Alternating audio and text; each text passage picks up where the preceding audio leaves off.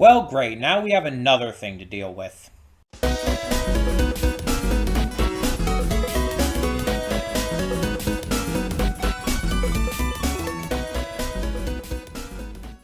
Before we get to today's video, I want to take a moment to talk about Patreon.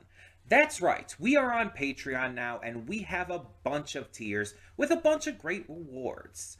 You can subscribe and get things like early access to all reactions, depending on your tier, depends on which reactions you get early access to. You can vote on polls exclusive to patrons that will help determine future reaction series and more.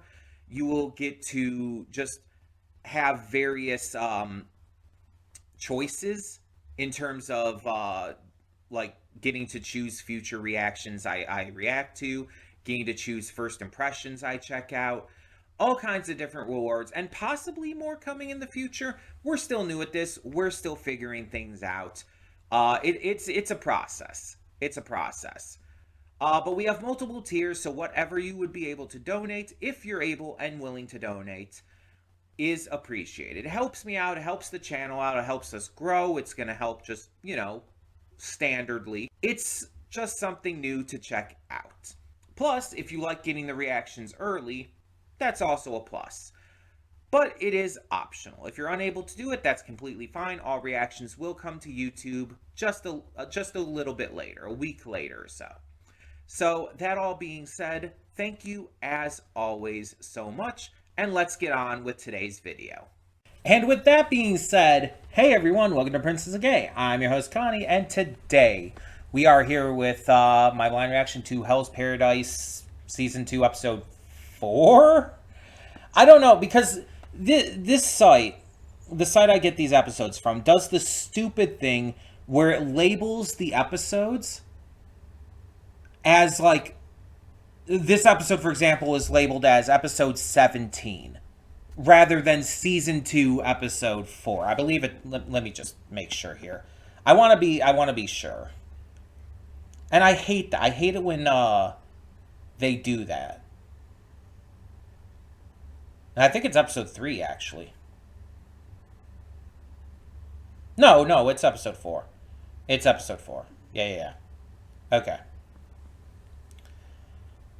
But yeah, I hate it when these sites do that, because this is not episode 17. This is season 2, episode 4. It is a different season. It is a different release years later. I hate it. It maybe disproportionately so, maybe more than I honestly should or need to, but I do hate it. It's just so dumb. It's so stupid. But yeah, this is season 2, episode 4, Hell's Paradise. And last time, Hoko, I think that was his name, gave up the last of his life in order to save May.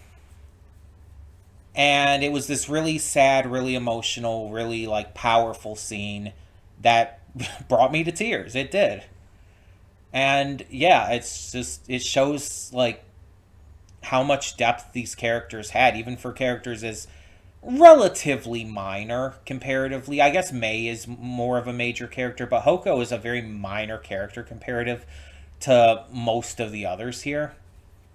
So just the backstory of seeing, like, their relationship and everything, and her saying goodbye dad and all, was, like, just really, really emotional. It was beautiful. And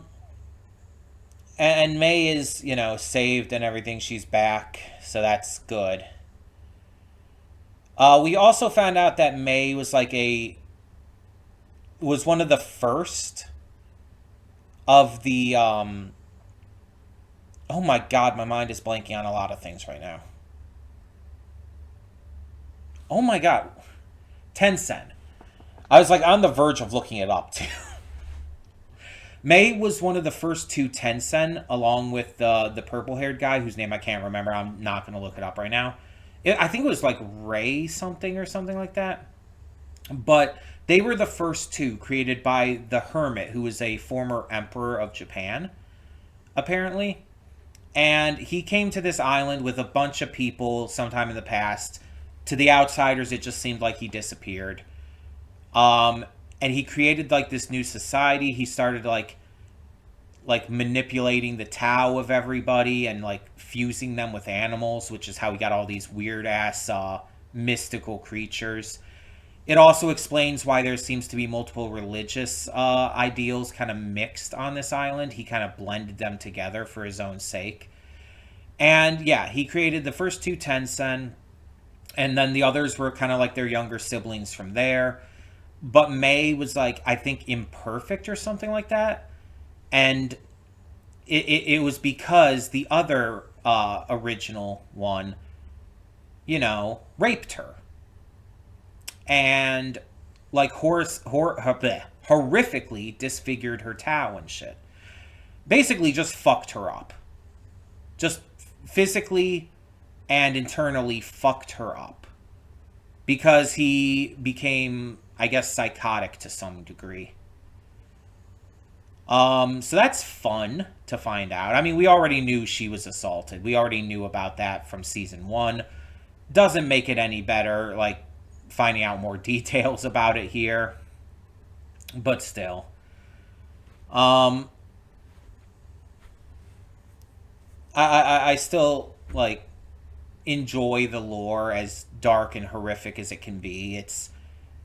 It really makes this story and this world and just this island and everything feel like so alive. And it just makes us hate the villains that much more, I do wonder, though, if the Hermit is still alive. Because I don't think it's said one way or the other yet.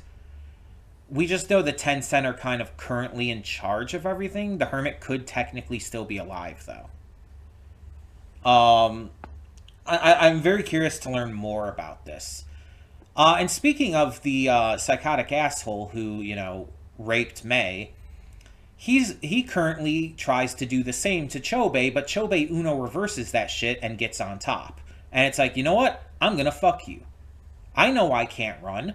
I know I can't fight you like I am. I'm gonna fuck you and master my Tao. And it's like, okay, Chobei, you do that. Have fun, I guess. I mean, good for him, like, taking control of the situation and, like, dedicating himself to becoming stronger so he can take out people like this and get back to his brother, who he very clearly does genuinely love. So there is that. But it's still just wild. And speaking of his brother, he's kind of made a pledge to get stronger and be more adaptable, like Chobei is. He's even cut his hair as like a symbol of that pledge. And I hope he's able to achieve that. I hope he's able to get stronger and able to, like, deal with things a lot better. We also have like a little training moment between Gabimaru and the other combatants, in which we see like him instinctively protect Nuragai, which is like really kind of cute if you think about it, because it's like it's purely instinctively that he protects her while also, like, staving off her attack. But he keeps the others who are, like, kind of trying to dogpile Gabi. He keeps them from hurting her. And I like that. I like that we see, now that he's got his memories back and all, his gentle side coming forward again. His caring side. Because that's, like, a big, important part of him. He's not the hollow. He is a genuine good person who was raised in hell, practically. He was raised, even though, like, he kind of feels like he's in hell now with Shinsenkyo being as it is, he was raised in his own hell, having to deal with, like, all this horrific training and the way things were taught to him. But because of his wife, he was able to find his way out of that, and I love that. I think that's adorable. So yeah, I'm really enjoying what we're doing so far this season. I'm very excited to see how this continues and how things like really start to escalate. I'm also excited to see more of like the fully transformed states of the Tensen, because we only saw that with the one that was defeated at the end of last season. And I definitely want to see more of those. Um, but like I said, we do have another issue to worry about now because the other samurai and ninja and whatnot have made their landing, and they don't know what's going on. Even if they figure some things out quickly from interacting with the things of the island, they are very likely going to be a problem more than anything. They are going to prove to be a very big problem for our heroes, and I'm very worried. We'll see how it goes. Um, for now, though, I'm just interested to see what happens next, so let's get into this and check it out. But before we do, I do really quickly want to remind you that we have a Patreon now. We opened it at the beginning of the year, and it is a great place to get early access to reactions. Depending on your tier, you can get early access to movie reactions at the $5 tier, movies and shows at the $10 tier, and so on and so forth, with each tier adding in another type of reaction you get early access to. There's other rewards as well, such as getting to vote in exclusive polls in the future, getting to choose to have me react to anything of your choice in the future, and so on and so forth, depending on the tier. You can find out all the information at the Patreon page linked in the description below. There is full detailed outlines of what each tier gives you. And if you have any questions beyond that, you can ask me in the comments on any video. It is completely optional. You don't have to pledge, but I do appreciate it if you can, because this is my full-time job. Between this channel and the gaming channel, this is full-time for me. And so any bit of money you can spare helps. It does allow me to get stuff for the channel within the future, such as if I need a new mic or webcam. And on top of that, it's just useful for other life stuff like food and necessities here and there, toiletries or whatever I might need. I don't know. You get the gist. But it is optional if you're unable to do it because of money situation or just don't want to for one reason or another. That's completely fine. All reactions will come to YouTube eventually. You just get them early on Patreon. So, that being said, let's get into this episode and see what we have in store. Hold up just a sec. Before you click that link down in the description below to get to today's video, I want to remind you of all the awesome content we have both on this channel and the Princess of Gaming channel. Let's check it out.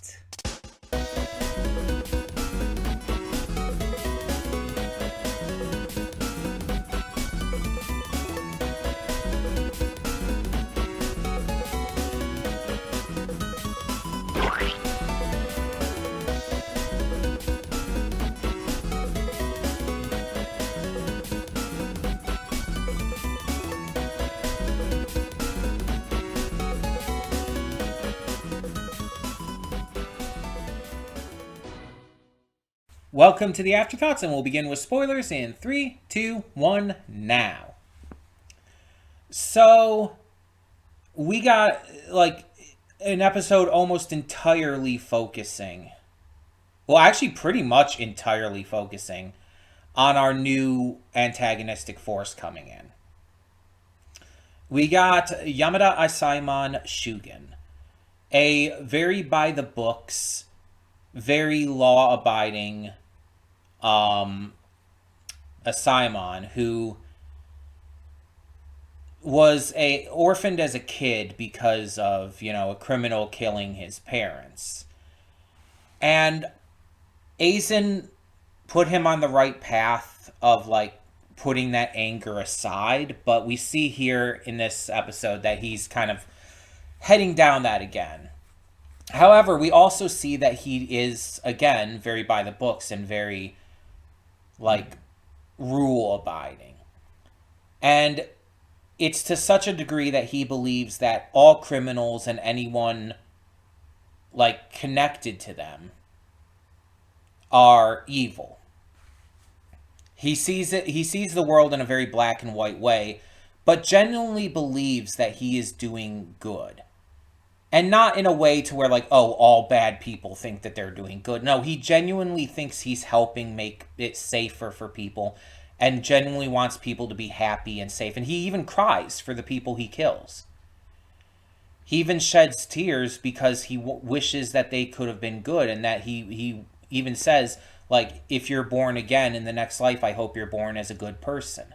Because he's genuinely, like, really sad about it. And you could say a lot about, like, his view on things being twisted and broken, and it definitely is. His view is definitely brought upon by his trauma from childhood, but he's also, like, genuinely trying to do good. Like, genuinely. Not just some, self-righteous asshole saying that they are. The problem is his ideology is completely fucked. And while he believes he's trying to do, like, good, he could end up very much killing innocent people. And he has. We hear this story about, like, in order to try to get this Yakuza guy to talk, he killed these 20 other Yakuza connected to him, as well as the entirety of their families, their living families, which included innocent women and children who had, like, no real hand in any of the Yakuza stuff. But Shugen saw them as, like, evil by nurture, basically. Not by nature, but because of the connections they had. And he feels like, he said, oh, if I just take you out, then someone else will just replace you. The process continues. So he chooses to take everyone out as kind of like this idea of, like, oh, I'm going to make sure that this entire situation is fully handled for good. But again, the problem is he's doing this by literally murdering innocents, including children. Literal babies.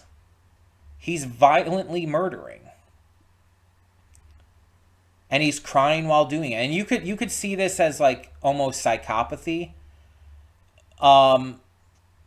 This is an example of a really good nuanced antagonist character. You could even say all the way to villain character, because he's a character who has all the good intention in the world, but is absolutely in the wrong. He is absolutely doing bad. He is absolutely doing evil. And there's no question about that. But his intention is purely, genuinely good. And I like villains like this. I also like villains who are, like, just bad. It's very interesting, because sometimes I want a villain who is just an evil piece of shit, because that's realistic too. There are people in the world who are just evil pieces of shit, who don't deserve to be treated as anything but. But there are also people in the world who are a lot more nuanced than that. People who commit crimes for genuinely valid reasons. It's like, oh, this person murdered a guy. Yeah, but the guy also, like, maybe assaulted his daughter. I've literally heard stories about that. I've heard stories about dads who have killed people who have assaulted their daughters. Multiple stories about that exact thing. And honestly, like, I can't even blame the father for that. There are people who steal in order to feed their families because, the government and the job market is shit. And their families are going to starve and die if they don't get help, and the government's not fucking helping. There's a lot of times valid, like, excuses, you could say, for some of these actions. And I'm not saying that Shugen's actions here are justifiable, with the way he's handling it. There's definitely no justification for him killing kids there. He thought there was, but there wasn't. But he's the kind of villain, and he is unquestionably a villain, who has genuine good heart to him.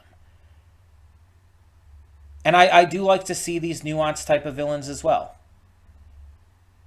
So it's like, as much as I love to see characters who are just like pure evil pieces of shit, I do love to see characters who have nuance too. We can have both. It's possible to have both. There's a lot of people who think we need to have one and not the other, and I just disagree with that like entirely. So but he's not alone. There's Jeekin, I think was the name.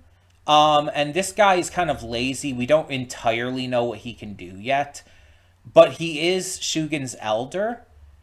And while he's maybe not as strong as Shugen, he definitely is extremely strong. We're waiting to see what he can do.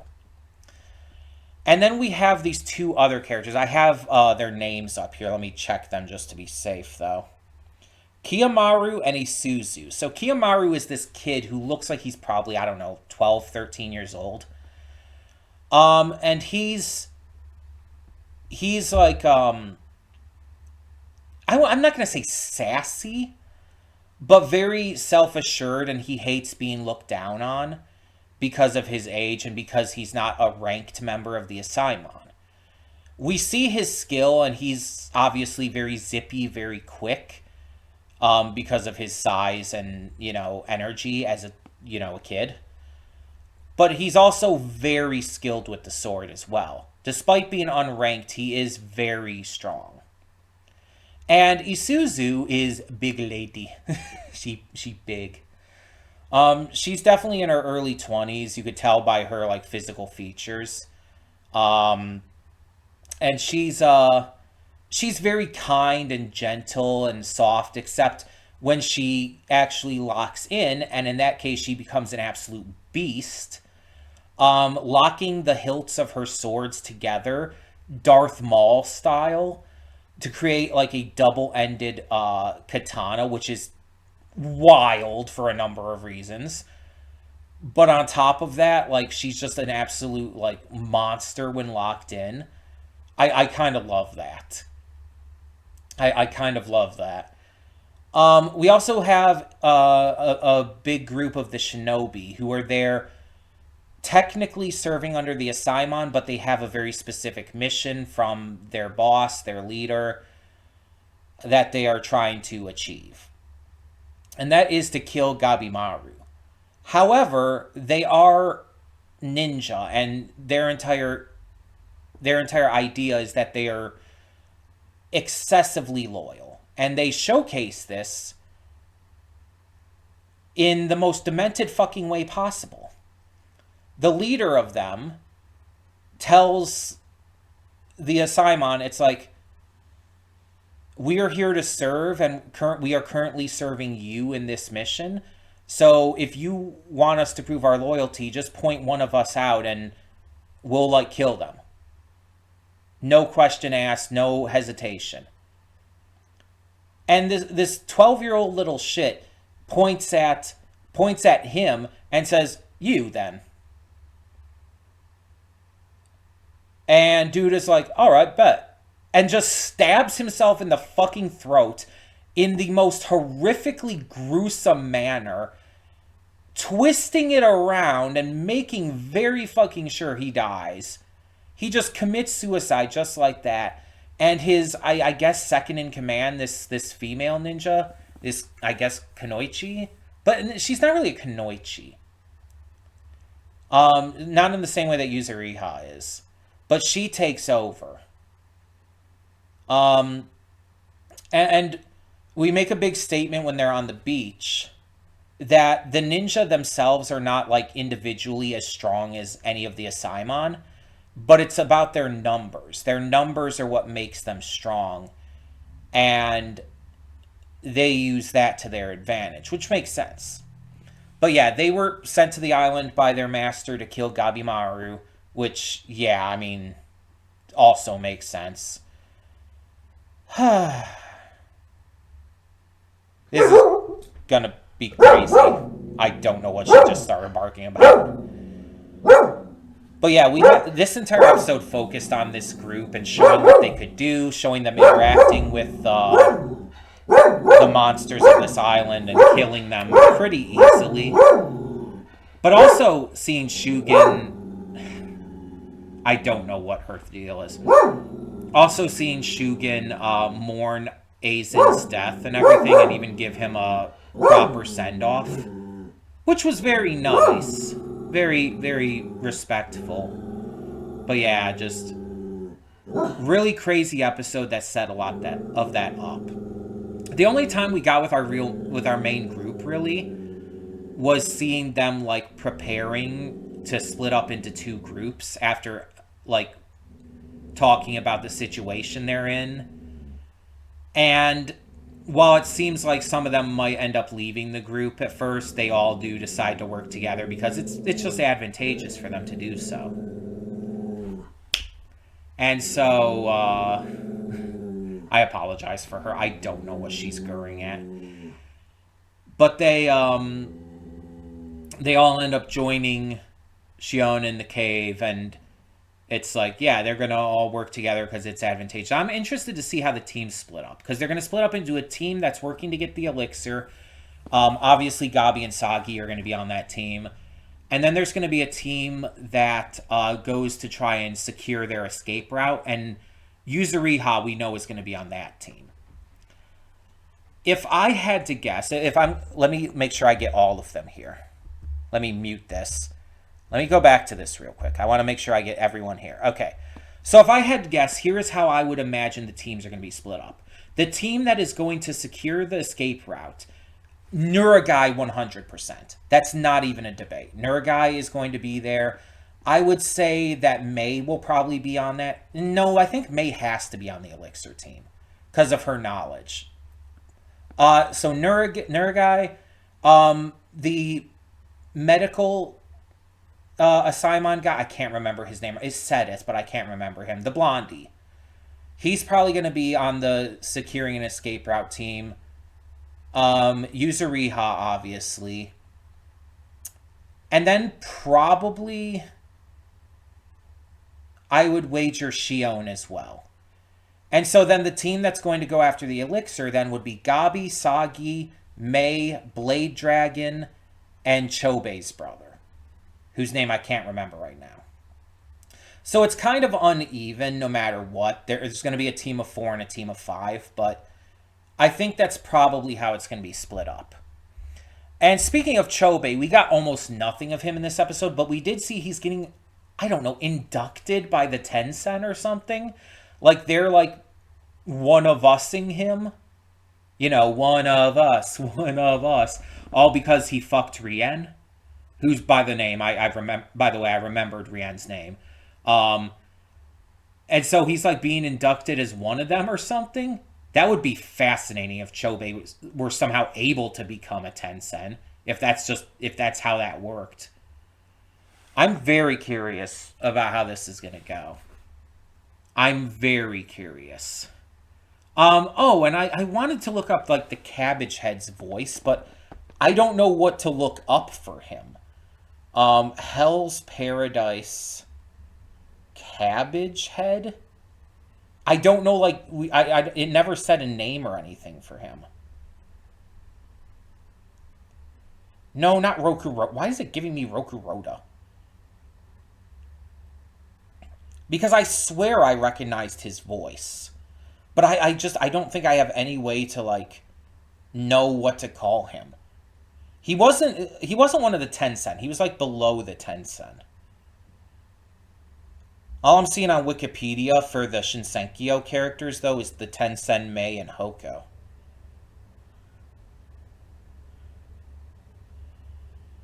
So that doesn't really help me at all.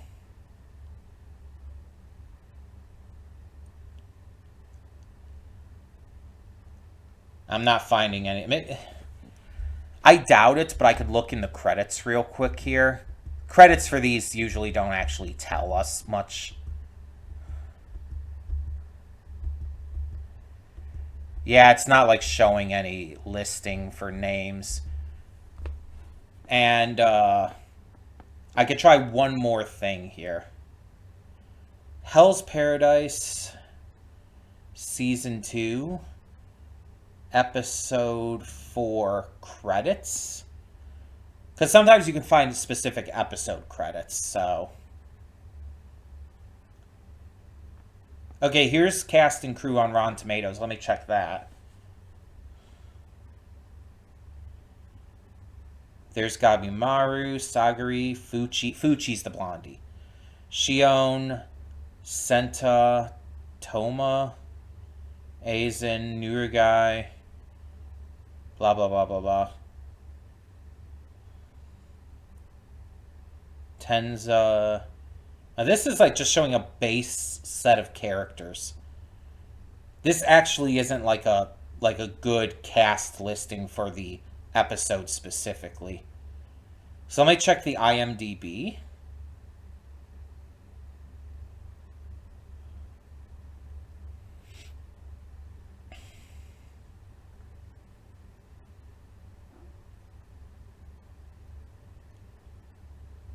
The problem is, again, I don't know the character.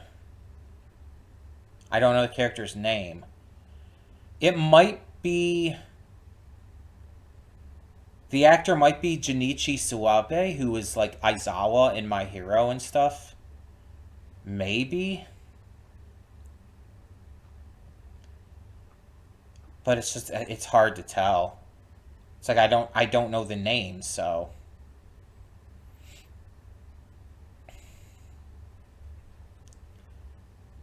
I'm not going to be able to find anything, I don't think. Oh, well. But yeah, I swear I definitely recognize that voice.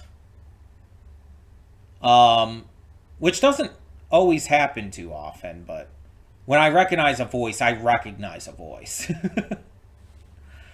But yeah, this was, despite being, like, really laser focused on this new group, it was still really good. It gave us a lot of good information on what they can do and introduced us to them in a strong way, especially Shugen, who I think is a really fascinating villain already.